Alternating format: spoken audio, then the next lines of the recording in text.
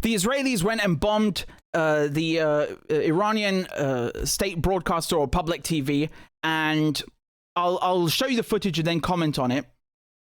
موضوعات مختلف. خیلی متشکر از اینکه با ما همراه هستید. آنچه که ملاحظه می‌کنید تجاوز رژیم صهیونیستی به خاک جمهوری اسلامی ایران و منطقه صدا و سیماست. آنچه که ملاحظه کردید تجاوز آشکار رژیم صهیونیستی به صدا و سیمای جمهوری اسلامی ایران است.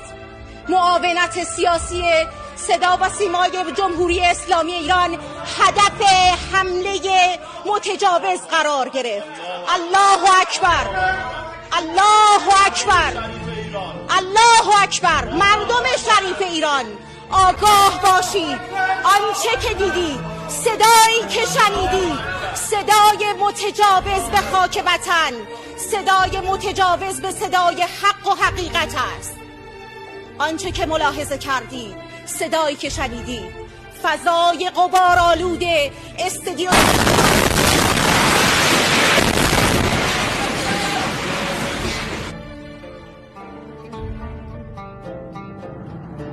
I mean, is it Israel if they don't kill or try to bomb a journalist? Of course not. It's not Israel.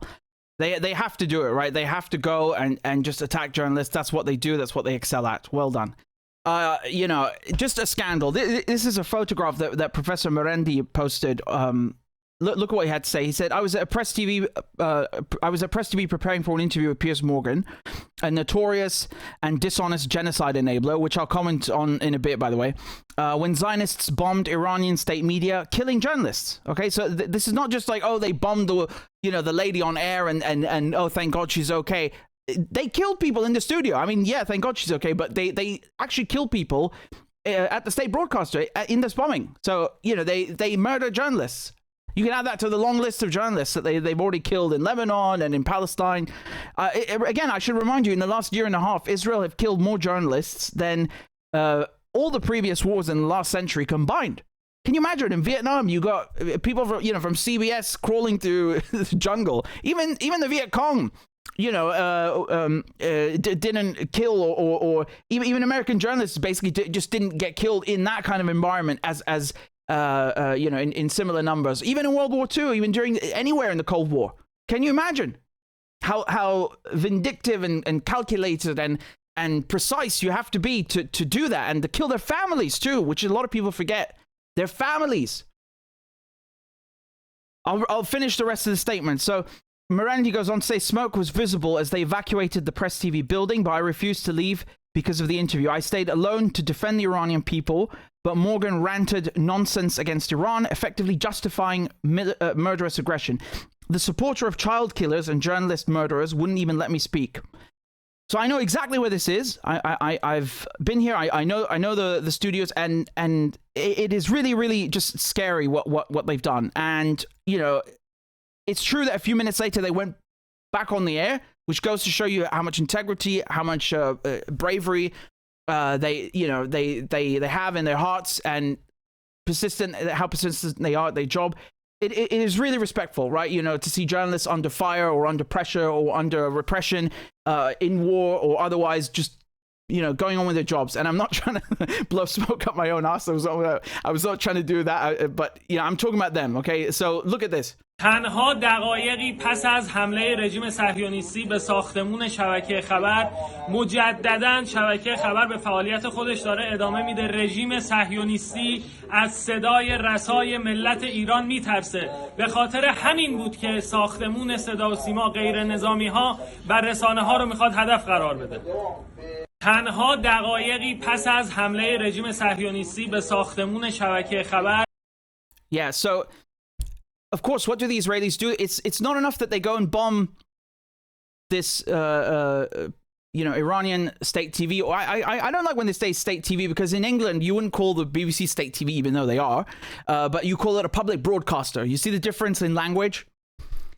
I guess I pick up on that because I'm a polyglot and I kind of pay attention to it, and so I'm able to pick up on the propaganda. more easily. And that's why I always get angry when I watch the news. But my point is, just to go back to my point, it's not enough that the Israelis violently attack journalists and murder them. They also have a TikTok trend afterwards. Look at this. They even make fun of the reporter I just showed you being bombed live on the air. Look at this. If you can believe this. So they now have a TikTok trend where you can see the Israelis on top. They're imitating this journalist that I just showed you at the bottom being bombed, making fun of it. You know, like it's a joke or something. And this is not the first time we've seen this. Look, here you've got multiple iterations of this. It's not just one video. It's really like a TikTok trend. You know, one person probably started it and then others just start imitating it and it goes viral because the society is okay with this kind of depravity, with this kind of, you know, morally bankrupt stance. And then they turn around, these people, these same Israelis that just bombed the public broadcaster in Iran, that are making fun of it, they will then turn around and have the audacity and the nerve to tell you can see the building burning right there. They will have the nerve to tell you that they are the only democracy in the Middle East. The Israelis will look at you with a straight face and you know, look you in the eyes and tell you, of course we are the only democracy in the Middle East. Hamas, Hezbollah, you know, Iran. And then they just like go on like nothing happened. Like they didn't just murder over 200 journalists in Gaza and in Lebanon and now in Iran. Like that didn't happen. Like we all collectively hallucinated. The fucking nerve of these people. Honestly.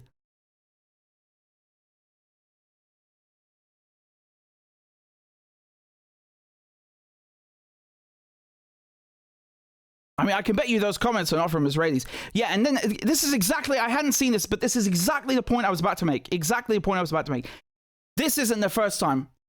The Israelis, for the whole past year and a half, they've been making fun of Palestinians in Gaza. You know, they'll do these trends on TikTok where they go put on a veil and pretend to be, you know, like a Palestinian woman, and then they simulate or they like act basically, you know, like civilians just being killed, you know, and make light of it, make fun of it, like it's you know, completely normal. Yeah, and this shows you the level of dehumanization. This shows you how sick the society is. It's not Netanyahu. I know Bernie Sanders wants to sit there and tell you like, oh, Netanyahu's war, and you should again look at the language. You have all these Western leaders, even those that criticize Israel, they're not actually criticizing Israel. You listen to what they're saying, they're criticizing Netanyahu. So they're trying to rehabilitate Israel's image. They're trying to normalize what Israel is doing and then, you know, just make it out to be a sort of anomaly that just happened once or is just temporarily taking place because of Netanyahu. Like as if, you know, journalists weren't already being killed during the Great March of Return or during the 2006 war or during, you know, basically Ghassan Kanafani, who's a writer, being assassinated in his car with his niece. A writer being car bombed by the Israelis. This is decades and decades and decades ago. They murdered him and his niece, a writer. Like, as if that didn't happen. It's just Netanyahu. Netanyahu was a child when the Israelis were doing this.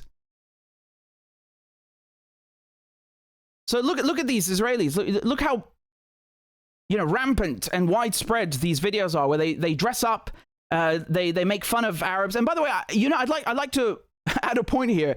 You know, when you have the Israelis dressing up with a veil, okay? Christians used to wear veils and actually to church, right? And some of them still do in some parts of Europe. But I mean, 100 years ago, more or less, it's completely normal in many European countries for women to wear veils to mass on Sunday. So this is not even necessarily a Muslim thing only. And, you know, when we talk also about, you know, Muslim dress, because they're obviously trying to focus it on Muslims here, not Christians, but nevertheless, when they you know, dress up on TikTok with a burqa, you should know that actually there's a small sect of Jews that wear the burqa. It probably comes from that, honestly. I mean, just given, you know, the fact that Islam came afterwards, it probably comes from that anyway. And you know, they're both Abrahamic religions and so on. So my point here is just that the Israelis are actually making fun of you know, even certain sects of Judaism with this kind of stuff. But it just goes to show you the level of ignorance that we're dealing with. And even if they weren't doing that, I mean, even if this weren't the case, they shouldn't be making fun of other religions, because they turn around and then say, well, you're anti-Semitic and you hate Israel just because you hate Jews. And they try to, make the whole thing into a religious conflict and make it out to be a religious conflict when it's not. They try to, distract or take attention away from the fact that this is a settler colonial issue, that it's a problem, or in the case of Iran, it's simply a war of aggression, which is the supreme international crime. They always try to distract from that and say, well, no, you just hate Jews. You're someone who hates a religious group, and then look at how they openly make fun of another religion. And not just that, but they dehumanize. It's not just making fun; it's the dehumanization. Normalization of death. Look at this one, for example, where he's laughing at Palestinians in Gaza that they don't have water and electricity, and this is also another trend on TikTok. So all of this just to say that this trend where they're making fun of the Iranian journalists is not something of an anomaly, and it's not just Netanyahu, as Bernie Sanders would put it. No, it's not. Here, this guy who was on Professor Izadi, he was on Sky News. Listen to what he had to say. It's just a short clip. You saw yesterday that the Israelis attacked a television station. If you don't like the content that is provided by Sky News, that doesn't give you permission to kill the host. You saw yesterday that the Israelis... Exactly, right? It just because you don't like the content of Sky News, it doesn't give you permission to go and kill the host, does it? Right? I mean, if anyone attacked a journalist, never mind, it took their life, I think we'd all be disgusted, right? But why is it normalized in Iran or in Gaza or in Lebanon? Why is it acceptable? You see actually how the Israelis are not a democracy. They're actually very anti-democratic. They do not like journalists. They attack journalists, and they have not just attacked, but killed more journalists than anyone in the last century, than several wars combined, several world wars combined. It just put that into, let that sink in for a second. Just think about how, how vindictive and what a matter of policy that has to be for you to actually seek out journalists and their families, remember, and their families, and do that to them.